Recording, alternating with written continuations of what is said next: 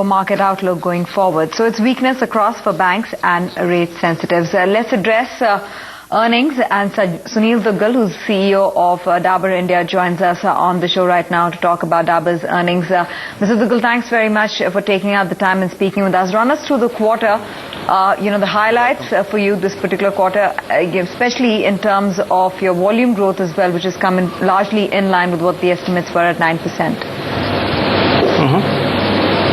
I think it's been a steady quarter. The growths in terms of revenues were 13%, profit growths were 25%. So overall, the lead numbers look good. And if you take the underlying numbers in terms of domestic volume growth at 9%, it's also pretty much ahead of what we have been doing in the previous few quarters. So even though there is a little bit of a falling off as compared to the last quarter. So overall, I would say that the business trajectory is strong, both for the domestic business as well as for the key overseas markets. And we are fairly satisfied with the outcome. And an assumption, Mr. Duggal, was that for certain key FMCG companies, there would be some benefits that would come in as a result of the drop in the commodity prices, and operationally the picture would look better than what otherwise was penciled in. Somehow it is maybe a bit lower than what the analysts were penciling in for you as a company as well. Is there any reason for that, and would the margin show an uptick because of what commodity prices are doing worldwide? Well, we did see an improvement in our material cost to revenue ratios from 50% last year to 49% this year. So there has been some improvement. Not as good as what we thought, but some. Having said that, a lot of the gains are being negated by the sharp depreciation in the rupee, which makes domestic commodity prices higher. So going forward, we would be perhaps at last year levels. There could be some modest improvement in margins consequent to raw material prices. So we'll really have to look elsewhere for margin expansions and not really at the commodity cycle. What is the trajectory that you see on volume growth? Because even though the volume growth has come in at 9%, which has largely been in line with estimates, how do you expect the trend to be on that front for the remainder of this year? Yeah. Well, we've guided 8 to 12 over the last few quarters, and we've been maintaining that trajectory. But having said that, I think the growth would be perhaps at the lower end, maybe 9 to 10% rather than 11 to 12. That's the best estimate I can give as of now. Do you think that there could be perhaps an adjustment to that number as well if growth does not really pick up in the coming few quarters? Or you think 8% is the most conservative? I think 8 is a conservative number. Having said that, we can't rule out any eventuality. If you take the lead indicators in terms of growth for the consumer sector, particularly the non-food sector, they show a large drop-off in terms of the growth over the last 1 year. And that's more pronounced in the non-food area rather than the food area. The non-food growths for the FMCG sector have been fallen to almost half last year levels. And that's something which obviously is a cause of concern. Nobody can be completely insulated from it. But we believe that the infrastructure which we have built over the last 1 year would substantially insulate us from this effect.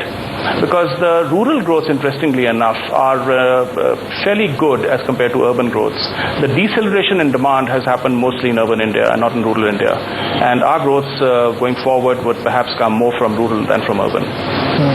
The other bit, Mr. Duggal, would be the ad expenses. Now, across the board, when we speak to the analyst team, at least, analyst teams, they say that ad expenses will go up for most companies because of the competitive pressures. You, I believe, had penciled in 12 to 13%. Is that the kind of ad spend that you're still working with, or is there a chance of an upward tick coming into that number? Yeah.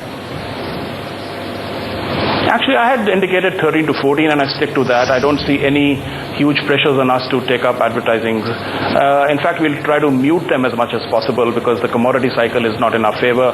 But 13 to 14 is something which I'll stick to, and I believe we can hang on to that. Very interesting. The other bit would be, so my question really is, again, coming back to the margin picture. You mentioned that you will have to look elsewhere aside of commodities to improve the margins. If indeed ad spend stick to 13 or 14%, and assuming that you are not in a position to bring them down substantially, where does the improvement in EBITDA come from then? It would perhaps come more from the international business because we are not seeing the commodity inflation, particularly in our core MENA markets as we are seeing in India. Inflation there is extremely benign. In fact, it's in negative territory in most cases. So the margin expansion would be then perhaps more driven by international than by domestic. And how will that shape up? Because the poll believed that international business will grow it at 14%. There will be pressure on Namaste, which will probably recover from the second half. Is that something, one, that could happen in the second half? And two, would that drive the international business growth?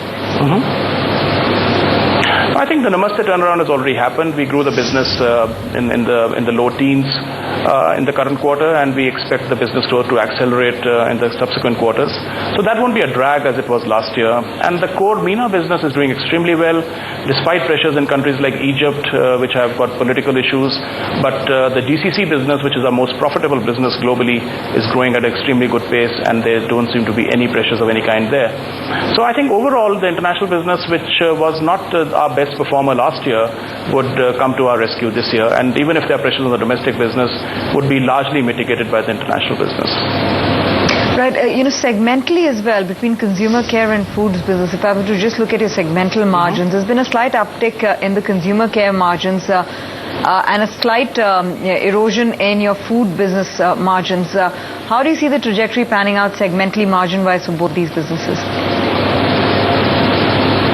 I think food margins are likely to erode even further because food is substantially import dependent, and the way the currency is behaving, we don't see any improvement in food margins. The large food business we have is honey, which also is subject to commodity inflation. The other ones, the HPC business and the healthcare business in particular, we would see a far more benign environment in terms of margins, and we do see a small uptick there. But aggregate, if you combine food and non-food for the domestic business, you're likely to see the margins panning out at last year levels, maybe a small improvement, but not too much. Do we see more uptick in consumer care margins going up from here? I mean, could it go up to 21% plus? Yeah, the non-food consumer margins, the food margins, like I said, would remain under pressure. Okay. Lastly, just a snapshot. I've been wanting to ask this to you and hoping for an opportunity. Now that I have you, if indeed the currency stays at these 60 levels, or probably even goes down further, you never know. I mean, it could happen as well. What are the different assumptions that people work with? Because there are various reports citing in various possibilities for you as a company. So just give us an idea. Say if the rupee is at 59 or 58, how beneficial would it be from the current levels? And should the rupee go to 62, how much of a pressure does it put on to your operational level, EBITDA level, as the case may be? If you take the global business, the rupee devaluation or revaluation does not really impact us too much, because we do have a substantial overseas business which is largely dollar denominated, so we gain a lot in translation. We also have some exports which gain from the rupee weakness, so there's some benefit from there. So aggregate, whether it's 58 or 62, does not impact the business significantly as a whole, but there are parts of the business like domestic food and some other categories which are substantially affected.